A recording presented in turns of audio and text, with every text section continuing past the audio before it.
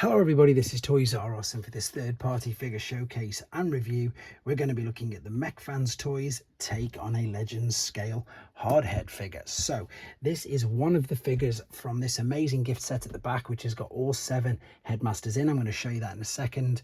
We're also going to do obviously some pretty detailed comparisons between the original Generation 1 version, and I think it was the Titan's Return, but it was definitely from the Prime Wars trilogy anyway. I can have a quick show of you these instructions and indeed compare with some other Legends scale and indeed mainline figures as well, to give you an idea of just how big this guy is. Now, before we get started, I need to remind anybody who's not subscribed to the channel, if they'll hit that subscribe button for me now, please, because it really will help me out.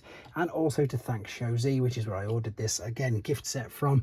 And as you can see, they got him to me nice, quickly and safely. So before we have a look at the figure, I want to show you the box because it's beautiful. And as I said, there are 7 figures in here. You've got all 4 original Autobots: Chrome Dome, Highbrow, Brainstorm and indeed Hardhead. And look at this, they very cleverly, because this is obviously third party, it's not licensed by Hasbro or Takara, they're pretty much, well, they're ripping off the Takara Headmasters logo and artwork.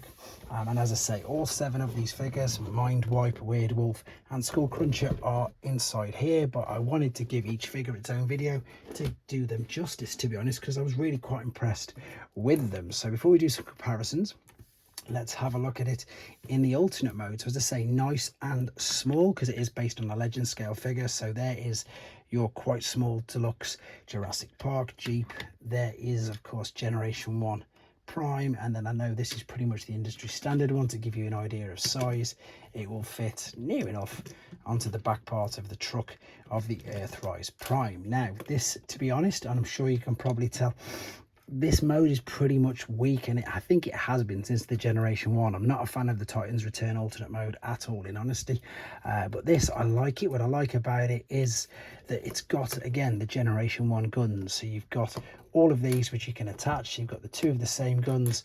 You've got the much larger gun, which is on its own little hinge as well. So there's a little bit of articulation there.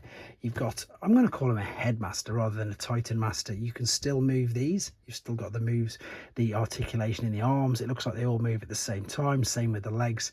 And you've, of course, got the actual detail of the head on the back of that. I'm just going to drop this a second just so we can see where we are, and you can even lift this part up to put in your pilot, your Headmaster, Titan Master, whatever you want to refer to him as, and he will fit neatly into there.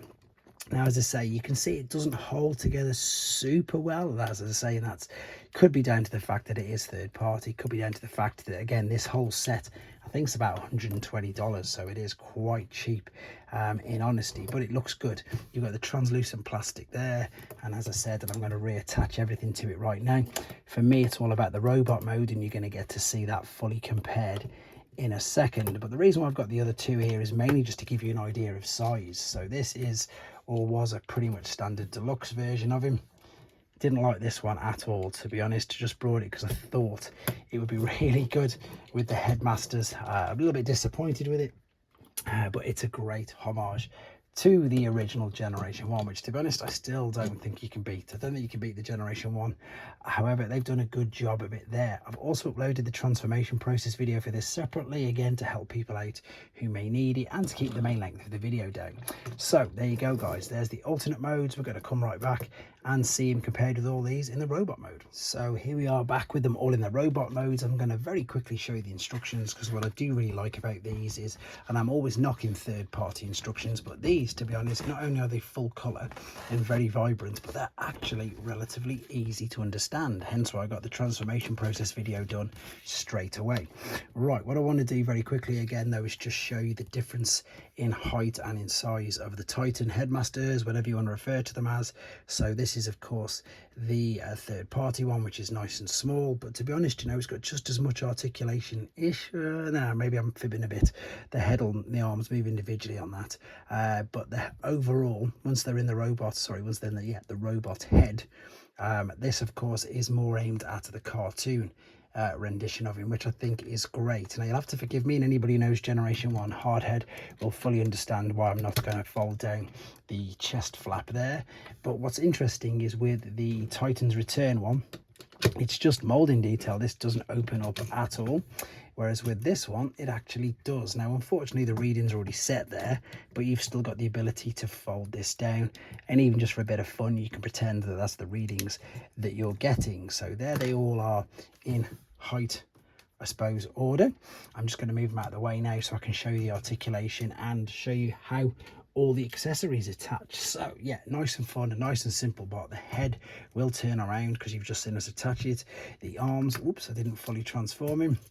They'll come right out to the side, no issues there. Just make sure it stays away from the backpack. You can spin them all the way around as well, no issue at all. You can swivel at the shoulder. You've got bicep flexion. The wrist doesn't swivel because that's just for the transformation. You do have a full waist unrestricted swivel as well. The legs will kick out and back, so you can get the splits either way with this. And there's also on the legs, which you can see, there's a thigh swivel, there's a knee bend, and then there's loads going on in the ankle. You can literally turn the toes all the way around if you wanted to, as well as pivot and pose them as much as you want. So as I say, super articulate, really, really nice. The guns will fit in each hand, obviously, and again, it's a great homage to the original Generation 1 figures guns. And then this over the shoulder cannon will also fit over the shoulder, exactly the same as the G1. And again, you've got the articulation. Oh, maybe not in this mode. Have you not? A little bit of articulation like so. So again, I think it looks great. It's very cartoon accurate. I'm really surprised, in fact, with the quality of these and the fact that how many there are in the gift set itself. So here he is with a couple of mainline deluxe figures. To give you an idea, as I say, usually most third-party Legends scale are a bit smaller than standard deluxe, but obviously Bumblebee is an exception because he's tiny. I suppose another very quick way just to sort of prove that. What have I got lying around? I've got Hound. He's not one of the biggest, but he's still quite a bit taller than him. So here we go. There's your core class figure, so he's bigger than them. He's obviously way smaller than your Earthrise Prime, which also means that he's going to be way smaller than your Generation 1 figures as well. I've got a Doctor Wu one here, funnily enough, another third-party company, but he's tiny. Not really many more here, actually. Oh, fibbing. Iron Factory, and of course, New Age. So they're your third-party figures, and they do sort of scale quite well. Hardhead, which you saw, is a really big Generation 1 figure, so I think they've got the scaling. Even though these aren't the same company, they tend to work pretty much along with each other, is in the sizes. They obviously don't work together as a team, but they tend to get them all there or thereabouts. But there we go, guys. Not much more to say about this little guy.